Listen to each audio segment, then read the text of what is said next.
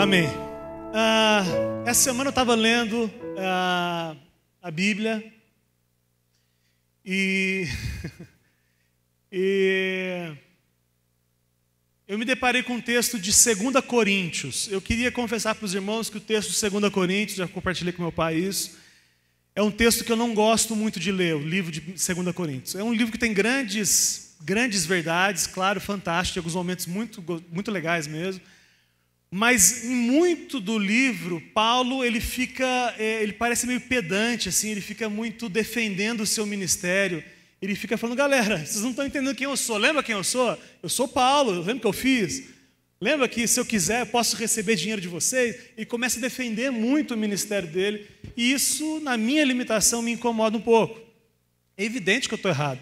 Só estou compartilhando porque a gente está em casa aqui, eu posso bater um papo sobre isso. Mas eu entendo também que, eu percebi na leitura, que Paulo ele traz grandes ensinos para a igreja de ontem, para a igreja de hoje, traz grandes entendimentos, profundos mesmo, a partir de experiências que são muito caras para Paulo, experiências muito doloridas para Paulo, e Paulo, a partir dessas experiências, ele ensina a gente. E me parece que isso tem muito a ver com o Evangelho. Me parece que o Evangelho é exatamente isso, eu expor as minhas vergonhas, eu expor as minhas fraquezas para ajudar os irmãos.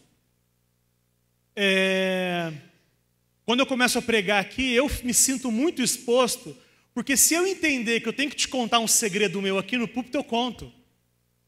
E aí depois eu tenho que correr atrás dos irmãos que estão envolvidos na história. porque se for bênção para você, eu vou contar os meus podres para você, sem o menor problema. Atos fala isso, não precisa abrir não, mas Atos 15, 26, ele fala assim, de homens que expuseram as suas vidas pelo amor ao Evangelho. Então, é claro que o texto está falando inclusive de morrer, mas de morrer também. Se eu estou disposto a morrer, não estou disposto a contar para você que eu fiz isso, que eu fiz aquilo.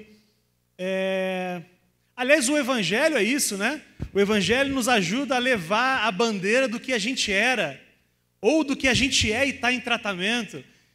Jesus falou para o cara, olha, pega a sua cama, levanta, pega a sua cama e anda. A cama era inútil para ele a partir daquele momento, porque ele tinha sido curado. Mas Jesus fala, ó, passa no meio da galera carregando a sua cama, para que todo mundo veja que você é um ex-paralítico.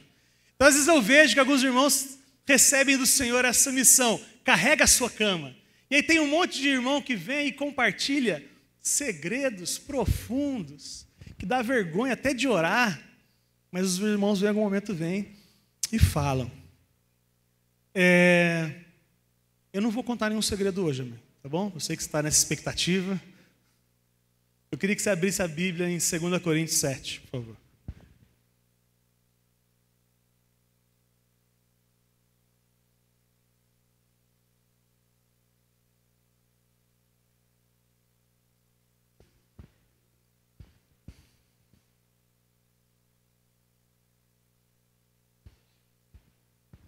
Segundo Coríntios, capítulo 7, versículo 5.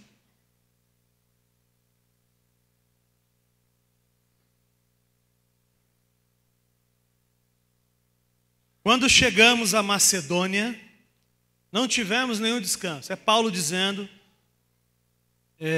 aos irmãos lá em Coríntios. Quando chegamos na Macedônia, não tivemos nenhum descanso. Enfrentamos conflitos de todos os lados, com batalhas externas e temores internos. E isso me chamou a atenção. Paulo chegar nesse momento e rasgar o verbo e falar assim, ó, lá na Macedônia foi bruto. Foi pesado. E eu vou te contar um segredo. Por fora eu estava lutando, mas por dentro estava morrendo de medo. Por fora, conflitos externos e temores internos. E aí eu comecei a refletir sobre essa expressão, daqui a pouco a gente continua lendo. Por fora, batalhas, por dentro, temores, lutas. E eu comecei a refletir que muitas vezes medos internos nos aprisionam e nos deixam inertes nas batalhas externas. Deixa eu repetir. Medos internos nos deixam inertes sobre algumas batalhas externas. Também entendi que grandes guerreiros, lutadores, exteriormente, podem ter enormes temores internos. Eu não vou pedir para você falar amém, mas isso aqui não é muito a sua cara também. Muitas vezes você se posiciona como toma a frente, é o que tem que fazer acontecer, mas por dentro está assim, rapaz, é isso mesmo. Também cheguei à conclusão que grandes bravatas escondem dores. E isso também é muito interessante, porque eu queria te ajudar a entender que os pregoeiros de determinado assunto são pessoas feridas naquele assunto muitas vezes.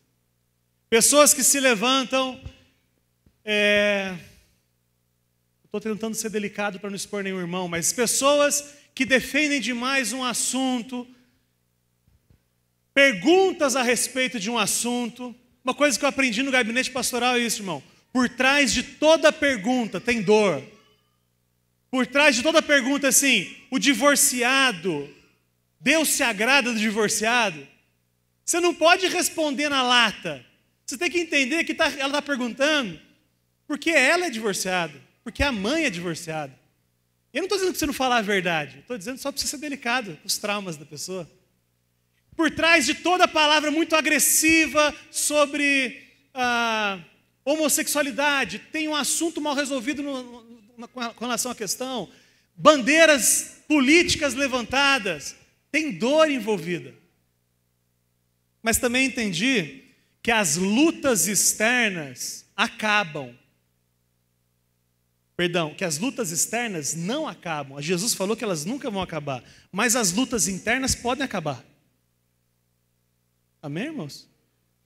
Eu estou aqui como pregoeiro das boas notícias do Evangelho, para dizer que por fora sempre vai ter bucha, mas por dentro dá para ser curado. Amém, irmãos? Eu entendi também, refletindo sobre essas lutas internas, dores internas e lutas externas, que corajosos sentem medo, porque o contrário de medo é fé e não coragem. Vou repetir porque isso ficou confuso de entender. O contrário de fé é medo, e o contrário de medo é fé, não é coragem. E a gente vai entender na Bíblia, que a Bíblia diz isso, ensina isso pra gente.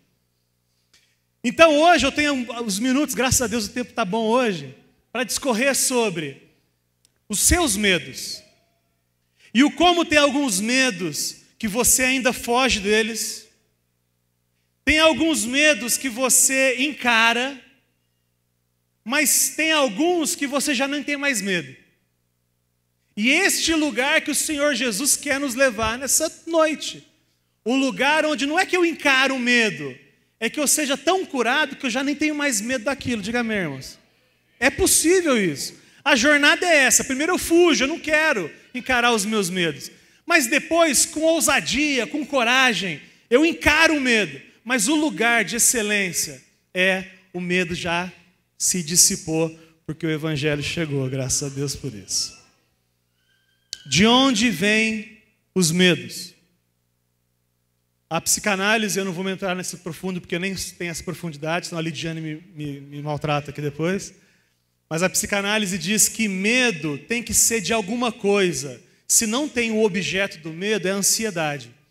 Então o medo, você tem que ter medo de alguma coisa assim, palpável. Você tem medo do quê? Alguém me diga uma coisa que você tem medo. Não, que você tem medo, que você tem coragem de dizer. Medo do escuro, alguém falou? Quem mais? Claustrofobia, tenho medo do lugar fechado. Lagartixa? Amém, irmão. Vamos orar para a irmã da lagartixa aqui? Pode ser? Você também tem pavor.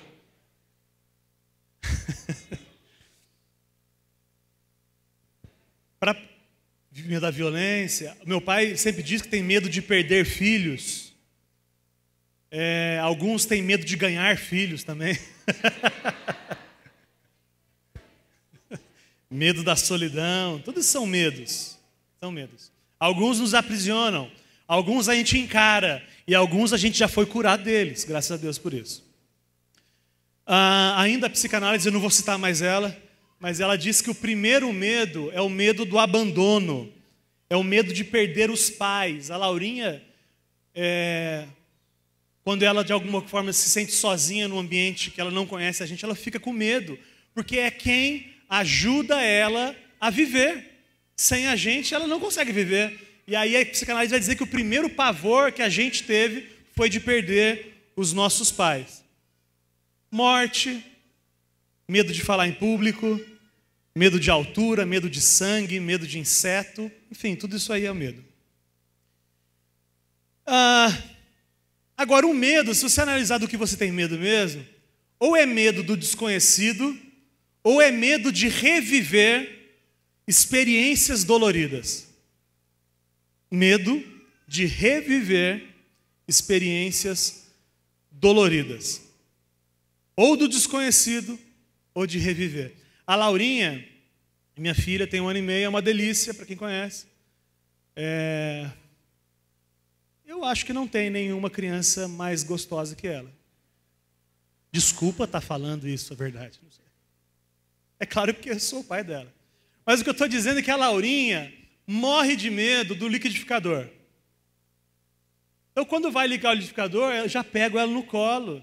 E ela aponta, liquidificador, e faz tudo isso. No começo ela chorava, e hoje ela fica no meu colo, segura. E eu digo para ela o quê? Filha, é só o liquidificador.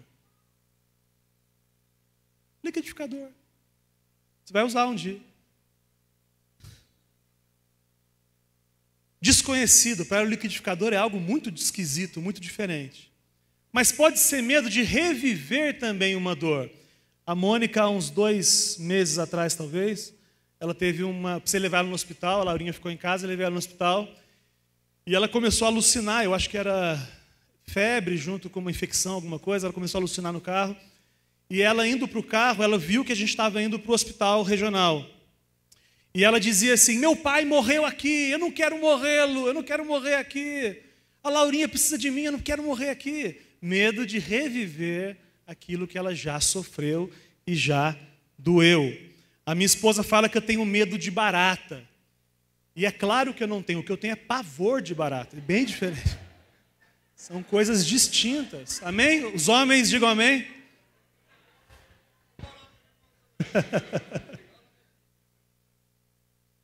E eu fui buscar na minha memória, eu fiz uma sessão de regressão em vida comigo mesmo.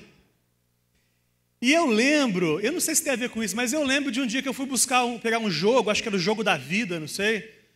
Eu era pequenininho, devia ter uns 4 anos.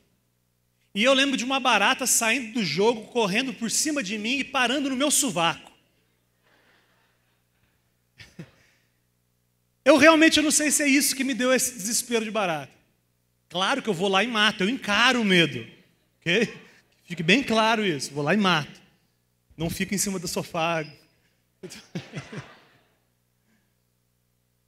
Mas talvez seja esse desespero que me traz lá, eu não sei, talvez se eu fizer sessões de psicanálise, psicologia, você pode me ajudar nisso? Regressão você faz? Faz? Não.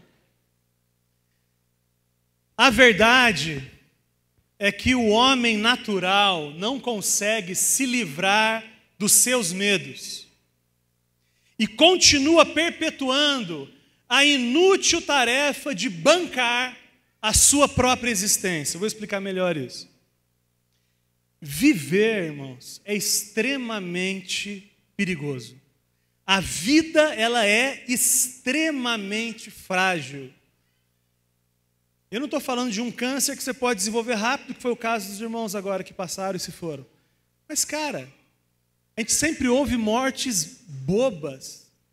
O cara que estava passando de bicicleta e caiu de lado, assim, sem ninguém, bateu a cabeça e morreu. Umas coisas loucas, assim. Viver é perigoso. E com o mínimo de reflexão, sem a nova mentalidade do Evangelho, É essa que nós temos trazido culto após culto, RIP após RIP, reunião, encontro, praça sobre praça. Nós temos tentando compartilhar com vocês que o Evangelho é uma outra compreensão sobre a vida. É uma nova forma, é um outro jeito de encarar a vida, que já não é mais baseado em todos os seus preceitos que seus pais ensinaram, a sua tradição religiosa, os seus medos mais profundos. O Evangelho te tira dessa escravidão. Então, quando você reflete sobre a vida sem a mentalidade do Evangelho, com certeza é facinho de você chegar na loucura, porque só não tem medo quem é alienado, só não tem medo da vida quem é tapado. Qualquer pessoa minimamente instruída vai entender que é perigoso.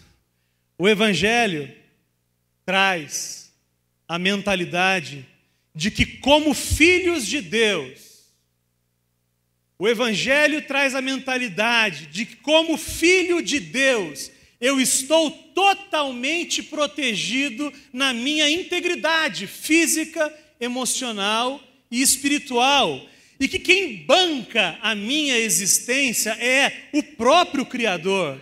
E que quem me satisfaz, me sustenta, quem me dá um futuro, é o próprio Deus, não é ninguém, não sou eu.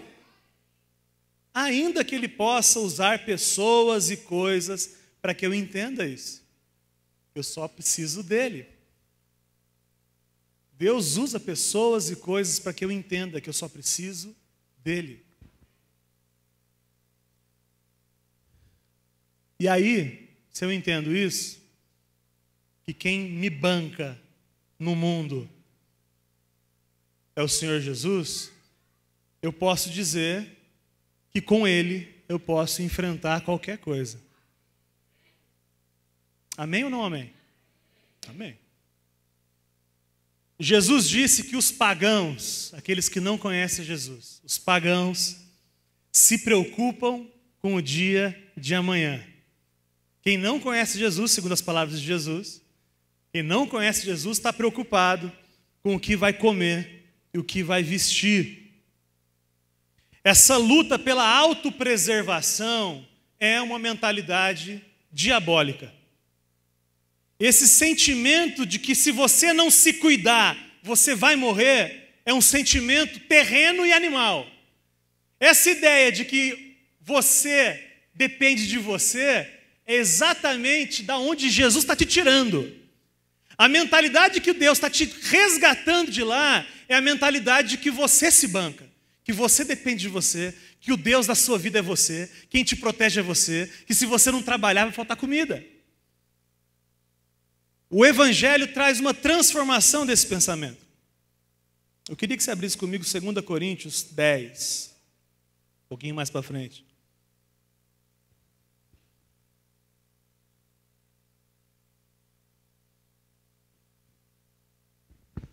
Segunda Coríntios 10, versículo 3. Só quem tem a versão mais antiga, só ouça na versão NVT que eu tenho lido, compartilhei com vocês. Como é esclarecedor esse texto a partir de tudo isso que a gente está conversando, ok? Embora, versículo 3, capítulo 10 de 2 Coríntios. Embora sejamos humanos, não lutamos conforme os padrões humanos. Usamos as armas poderosas de Deus e não as armas do mundo para derrubar as fortalezas do raciocínio humano. As armas que Deus nos dá vão derrubar as fortalezas do raciocínio humano. É por isso que o Evangelho é loucura para quem não crê. Porque é totalmente diferente de tudo que você sempre ouviu. O Evangelho é totalmente diferente. E o que está dizendo é que as armas de Deus vão nos levar a derrubar em nós a fortaleza do raciocínio humano e acabar com os falsos argumentos, segundo a minha versão. Versículo 5. Destruímos todas as opiniões arrogantes que impedem as pessoas de conhecer a Deus. Levamos cativo todo o pensamento rebelde e o ensinamos a obedecer a Cristo. Olha que legal isso aí, cara. Está entendendo que a questão do evangelho não tem nada de físico aqui no mundo, irmãos. Do ponto de vista de que você pode pegar, que você pode ganhar, que você pode profetizar e receber. O que o evangelho faz, a base do evangelho, é mudança de mente. Romanos 12 de cabeça, quem? Ele já foi no ponto. E não vos conformeis com esse mundo, mas transformai-vos pela renovação do vosso entendimento. É disso que o evangelho fala, é um novo jeito de encarar e de olhar a vida. Eu queria dizer aqui, irmãos, que nós como igreja, nesse momento eu usando a palavra, nós repudiamos, em nome de Jesus, o jeito mundano e diabólico de pensar. Diga amém, irmãos. Em nome de Jesus, entre nós, o jeito de pensar mundano, diabólico, terreno, nós rejeitamos em nome de Jesus, e nós, transformados pelo evangelho, vamos viver como Jesus viveu aqui na terra. Diga amém. Que desafio enorme. Valorizar o que Jesus valorizou, não valorizar o que ele não valorizou. Difícil demais, mas é isso que nós queremos, e é isso que nós vamos receber se a gente continuar rendido ao Senhor. Que jeito é esse diabólico de pensar que o Senhor tem nos livrado? Se eu tenho mais dinheiro, eu tenho mais segurança. Esse é o jeito terreno de pensar, de achar que a sua segurança vem do seu dinheiro e não do Senhor Jesus. Mais dinheiro, mais segurança, mais futuro. Só na sua cabeça isso. Você pode morrer hoje com todo o dinheiro. Você, Carlos Henrique, seus milhões. Você já bateu 1 milhão, Carlos Henrique? Está chegando, amém. Ou pensamentos mundanos, jeito de pensar que não tem nada a ver com o jeito de Jesus de pensar. Mais beleza, mais reconhecimento. Mais reconhecimento, mais sexo. Mais sexo, mais satisfação. Mais satisfação, mais felicidade. E as pessoas caem nessa redemoinho e não conseguem sair. Uma coisa puxa a outra, porque confiam nos seus sofismas humanos e acham que vão se satisfazer a partir dessas coisas. E isso é coisa de gente miserável. Irmãos, isso que eu acabei de falar, só um exemplo, é coisa de gente miserável, que não sabe quem é para Deus e não sabe quem é em Deus. Você que pensa isso e vive assim, você não entendeu o que Deus pensa a seu respeito. E você ainda não entendeu quem você é em Deus. Porque quando você entendeu o que Deus pensa sobre você e quem você é em Deus, a sua mente vai mudando. E você começa a desvalorizar o que você valorizava e começa a valorizar o que você achava uma bobagem. Isso aconteceu com você, irmão, ou não? Você hoje dá valor para coisas que você não dava valor antes? É assim que funciona no Evangelho. Quando os meus temores internos vão sendo acalmados, pensa na brisa agora, irmãos, relaxa, respira fundo. Quando os meus temores internos vão sendo acalmados, as minhas batalhas externas vão sendo redirecionadas. E a certeza do pertencer à família de Deus me conduz a travar não mais as minhas batalhas como um cachorrinho encurralado, amedrontado, mas as batalhas daquele que tem o domínio sobre mim. Eu estou dizendo que você está vivendo, irmãos, quando você vive baseando a sua vida nisso, dinheiro, beleza, prazer, conforto, você na verdade é um cachorrinho, no melhor dos sentidos, ok? Não quero ofender, não quero ofender o cachorrinho, não. Um cachorrinho machucado, que está usando isso para não se magoar de novo. Aquele cachorro que está no cantinho, já apanhou muito. Mas quando você defende isso, você parece mais com isso do que de fato com o Filho de Deus. E aí quando você começa a acalmar o seu coração, você começa a redirecionar as batalhas. E você começa a perceber que as batalhas que está travando são bobagem, irmãos. Sério mesmo que você vai gastar a sua vida inteira nisso mesmo? É isso mesmo que você está pensando? Sério que a bandeira do Facebook que você levanta é essa? Você está falando sério que é essa batalha que Jesus te chamou para defender? Só me ajuda, é isso mesmo? O Evangelho me leva a ser um soldado a serviço do rei e não um mendigo com medo de não ter o que comer amanhã. O Evangelho me dá propósito de vida e me tira da luta pela sobrevivência. Deus usa seu emprego, irmão. Quem sustenta você não é o seu emprego, é o Senhor Jesus. Deus usa um médico, mas quem te dá saúde é o Senhor Jesus. Deus usa seu marido ou sua esposa, mas quem te satisfaz é o Senhor Jesus. Amém mesmo, irmãos. Sei que você tem dificuldade de dizer amém, soa mal, mas é amém. Glória a Deus, aleluia, é isso aí. Porque está mais do que provado, inclusive na minha experiência, imagino que na sua também, que seu marido ou sua esposa não te satisfaz. Ou vem um milagre de Deus, você busca satisfazer no Senhor, você vai, como é comum, como você fazia no passado, se satisfazer, achar que vai se satisfazer com 2, 3, 4. Só que a Bíblia fala que um abismo chama outro abismo. E aí você achava que era 1, 2, agora é mais. Enfim, você já entendeu tudo.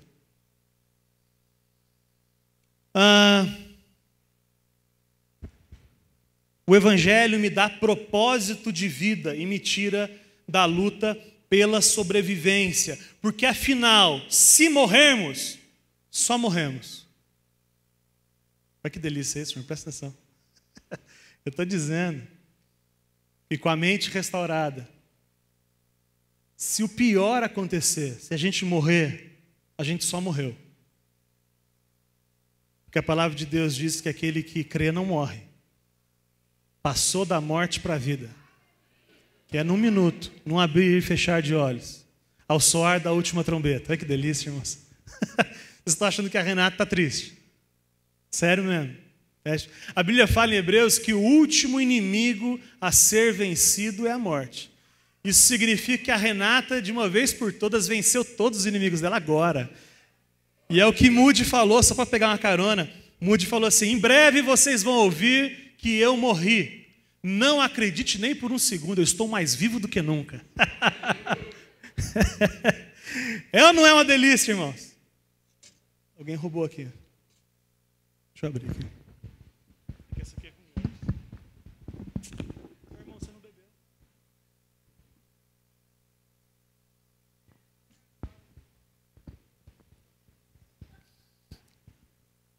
Se a gente morrer, a gente só morre. Do mesmo jeito que eu seguro a Laurinha e digo: calma, filha, é só o liquidificador. Quando estamos preservados no colo de Jesus, o que ele diz é: calma, filha, é só o desemprego. É só dor, filho, calma, é só dor. Vai passar. Do mesmo jeito que eu digo para minha filha que é só o liquidificador, que não faz mal, Jesus sabe, ele tem um compromisso com o que a gente ainda vai ser, o que ele vai nos transformar. Significa que aquilo que nós estamos passando, filho, Jesus dizendo para você, é só abandono, vai passar. Vai passar. Filho, é só fome. É só falta de reconhecimento, vai passar, filho. Filho, é só morte, só. Não muda quem você é para mim, não muda quem você é em mim. Está acabando, está passando. O contrário disso tudo, é você continuar alimentando seus medos, se auto-boicotando, gastando energia em batalhas que não são suas, que o Criador nunca mandou você entrar. Irmão, eu queria muito que virasse isso uma frase entre nós. Nas nossas lutas, você pode falar para mim também: ô, Lucas, é só isso. É só o desemprego. Calma, é só o liquidificador. Usa essa expressão. Para quem estiver aqui, cola na pessoa que está com dificuldade, irmão, é só liquidificador. A Mônica, minha esposa, diz que isso não acalma. Porque quando ela vai no hospital, eu digo para ela, ela tem pavor de agulha. E chega a desmaiar, tudo. E eu digo para ela assim, Mônica, é só dor. Ela fala, isso não acalma em nada. Um dia ela estava em casa e ela bateu o dedinho na cama, e o dedinho, todos os dedos estavam assim, o dedinho estava assim. Ficou pro lado assim, ó. Ela olhando assim, o pé e o dedinho pro lado assim. Eu disse, calma, calma, é só dor. Eu falei assim, isso não resolve o meu problema. Mas é verdade, que eu quero dizer é o seguinte, não vai mudar quem você é só dor. Eu sei que dói, está ruim, mas não vai mudar. Se você entende quem você é em Cristo, não vai mudar. Logo, logo acaba, é só o liquidificador. É só o liquidificador, irmão. Não faz nada, não faz mal, não corre atrás de você, não consegue te consumir dentro dele, acabou, é só isso. O que é essa fé, então? Estou falando de fé. O que é essa fé? É a única que existe. Isso que nós estamos compartilhando, isso é fé. Fé para ser e para passar pelo que for, porque eu sou. Fé na palavra de Deus que me garante um futuro de justiça, alegria e paz. Irmão, você acredita ou não acredita quando Jesus falou que o que está preparado para a gente é um reino de justiça, alegria e paz? E que nós estamos sendo moldados nesse reino já. Mas no final deles, no final mesmo, lá no finalzão, abrir e fechar de olhos mesmo, eternamente, justiça, alegria e paz. Eu queria que vocês abrissem o texto aí em Marcos 4:35.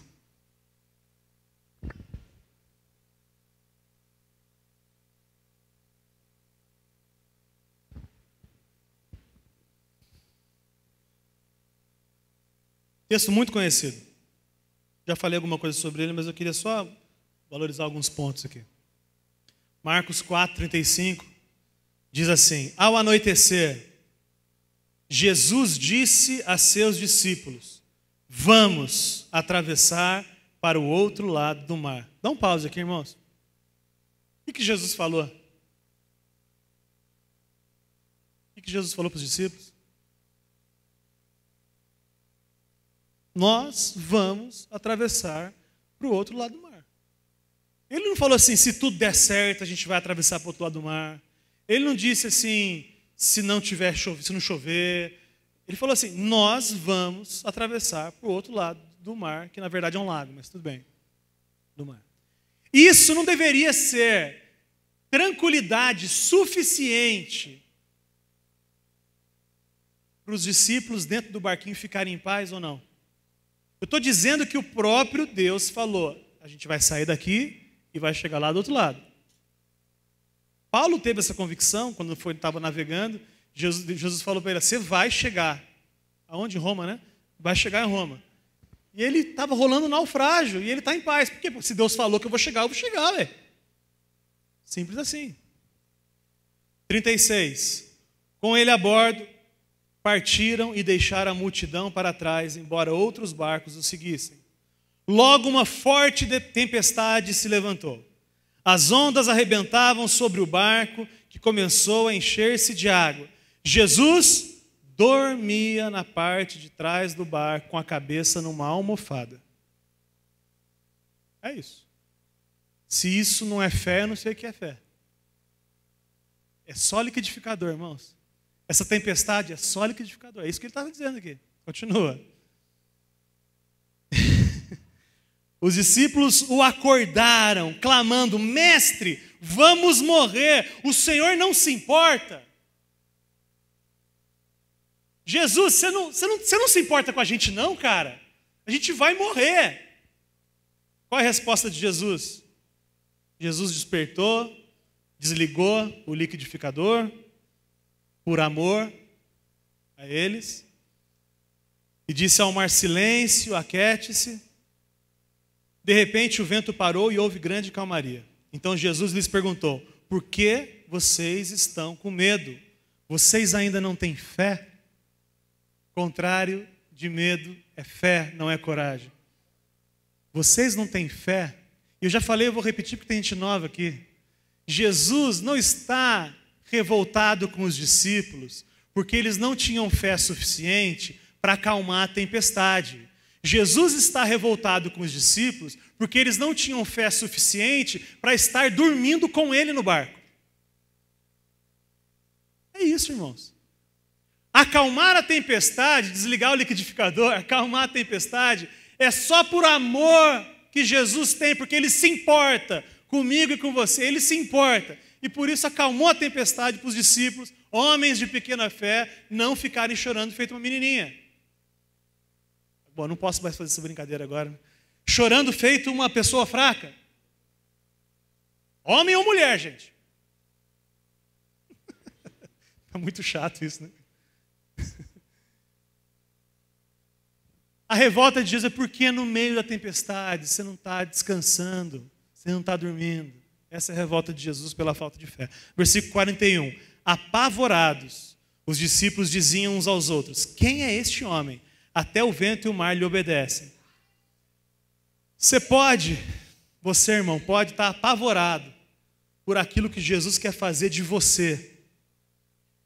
Porque o que os discípulos, depois da tempestade calma, continuaram apavorados. O que estava implícito na mensagem de Jesus é que, irmãos, vocês, discípulos, vocês vão ter que fazer como eu, vocês têm que descansar na tempestade. E eles ficam apavorados. E você está aqui apavorado porque você já entendeu o que Jesus quer de você. E você está apavorado mesmo sem tempestade, porque você não quer ter o mesmo nível de comprometimento, de rendição, que você já entendeu que você tem que ter. E eu não estou falando para você fechar a sua empresa, largar o seu emprego. Não estou dizendo disso. Eu estou dizendo que o nível de comprometimento que Jesus quer que você tenha é que você transforme a sua empresa, o seu trabalho, num agente claro, efetivo, de manifestação do reino de Deus lá, irmãos. Só que isso dói, isso é dolorido. Isso te obriga a tomar postura. E aí você está apavorado, sem tempestade mesmo. Jesus já acalmou a tempestade por amor a você e você continua apavorado. O que eu gosto demais desse texto, já fazendo um link para o final, é a mensagem que eles falam: mestre, nós vamos morrer. O senhor não se importa?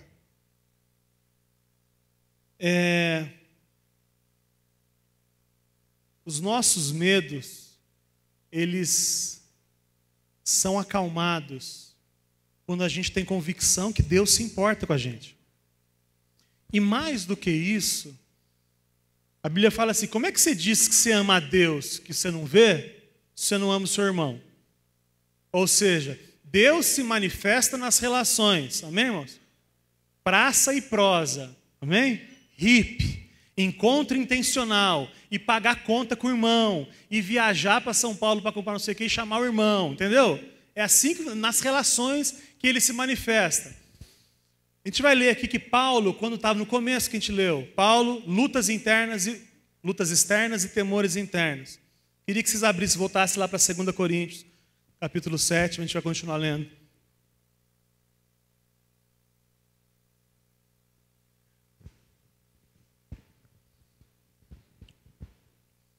Vamos ler de novo o que a gente tinha lido, só para a gente dar sentido, tá? O 7,5 diz assim: quando chegamos à Macedônia, não tivemos nenhum descanso, enfrentamos conflitos de todos os lados, com batalhas externas e temores internos. Versículo 6: mas Deus, que conforta os desanimados, nos encorajou com a chegada de Tito. Chegou o irmão, e agora eu tomei fôlego. Sua presença foi uma alegria, como também foi a notícia que ele nos trouxe do encorajamento que recebeu de vocês, quando ele nos contou quanto desejam me ver, quanto lamentam o que aconteceu e quão dedicados são a mim. Fiquei muito feliz. Os temores de Paulo internos foram acalmados por saber que não só Deus se importa, mas os irmãos se importam. Ele acabou de dizer, final do versículo 7, quando ele nos contou quanto desejam me ver. Cara, quando eu fiquei sabendo que vocês queriam muito estar comigo, que Vocês queriam mesmo vir aqui na Praça e Prosa, Pastor Eros? Pastor Eros, sim. Queria muito que vocês viessem. Quando eu queria muito estar com vocês, isso animou o meu coração. E o que eu estou dizendo é que nós, com a mente transformada, a gente já entendeu que a gente é mão de Deus, que a gente é agente, nós somos agentes da manifestação do amor de Deus. É a voz que as pessoas, que o bairro vai ouvir, é a nossa voz. É o abraço que as pessoas vão receber, é o nosso abraço, não tem jeito, irmãos. Não, Deus não tem o costume de descer, se materializar e abraçar as pessoas.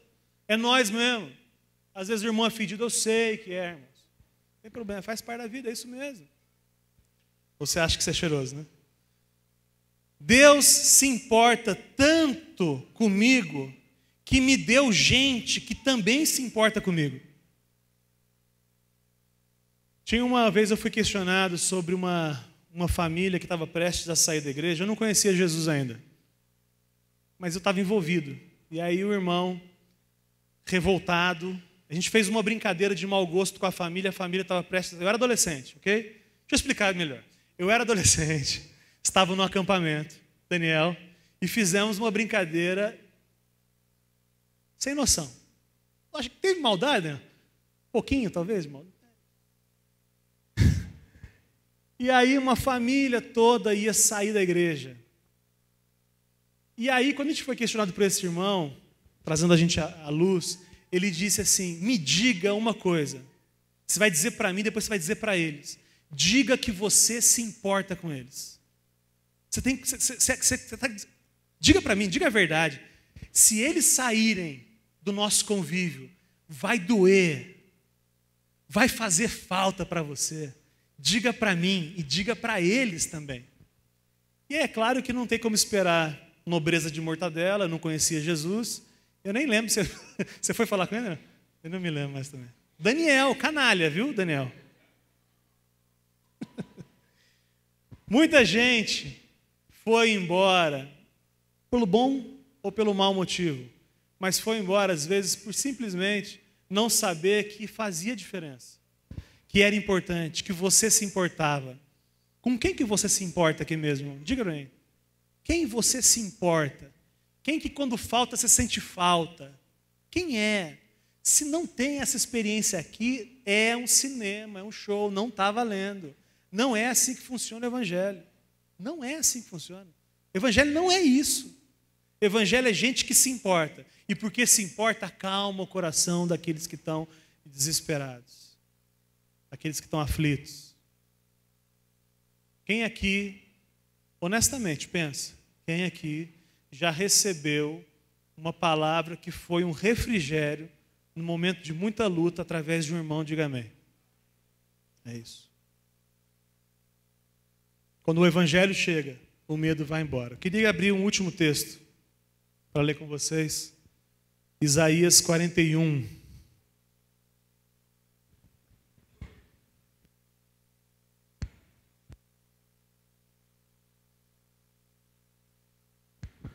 Isaías 41, 10.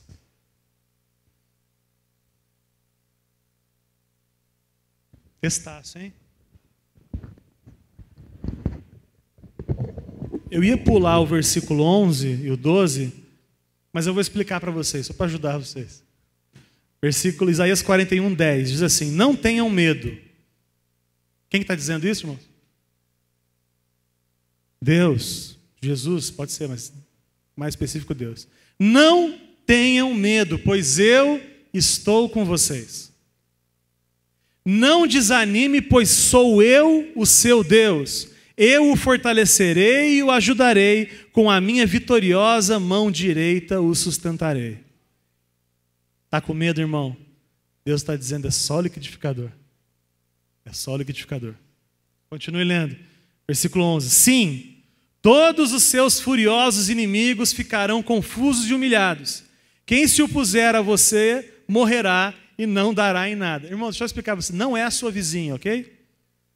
O inimigo aqui não é a vizinha. Não é o seu chefe.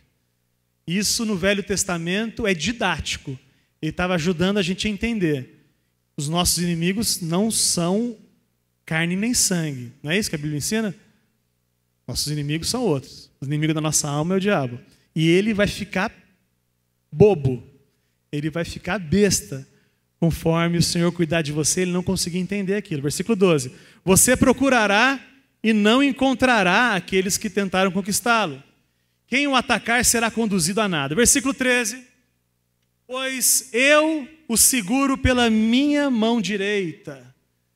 Eu, o Senhor, seu Deus, lhe digo, não tenha medo. Estou aqui para ajudá-lo. Olha a promessa de Deus, vou ler o 13 de novo. Pois eu o seguro pela mão direita. Pois eu sou o Senhor, o seu Deus, que o segura pela mão direita e diz, não tema, eu o ajudarei. Irmãos, se a gente está no colo de Jesus mesmo, queria cantar uma música muito antiga, sentados mesmo, para vocês não ir embora, mas eu queria que o Eliseu colocasse, não há lugar melhor. Não existe outro lugar para estar, senão no colo do Senhor. Para Ele dizer assim, calma filho, é só dor, é só o liquidificador. Lá com Ele, a gente vai entender. Não há lugar melhor,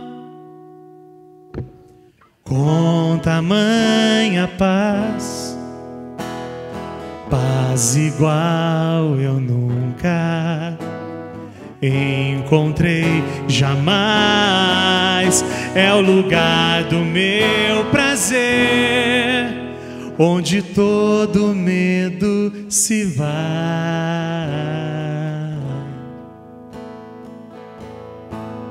É o lugar do meu descanso, os braços do meu Pai.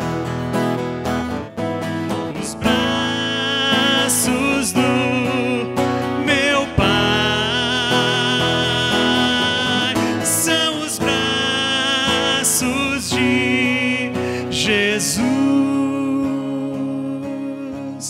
Quando foram estendidos, eu fui recebido lá na cruz, lá na cruz. Nos braços do meu Pai, nos braços do meu Pai.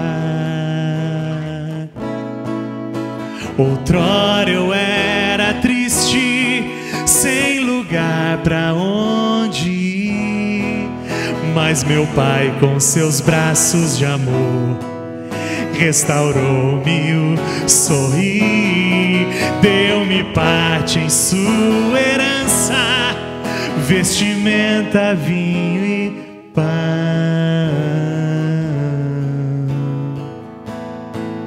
porque tinha um lugar pra mim no seu coração. Nos braços do meu Pai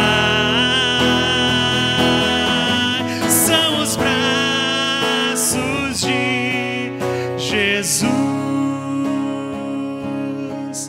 Quando foram estendidos, eu fui recebido lá na cruz, lá na cruz.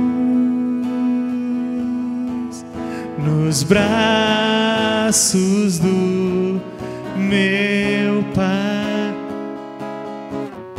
nos braços do meu Pai,